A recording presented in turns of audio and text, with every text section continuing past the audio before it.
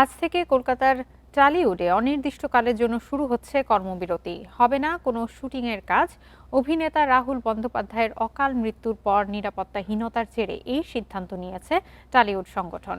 কলাকুশলীদের অভিযোগ, শুটিংয়ের সময় দুর্ঘটনা ঘটলে প্রযোজনা সংস্থার পক্ষ থেকে কোনো দায়িত্ব নেওয়া হয় না।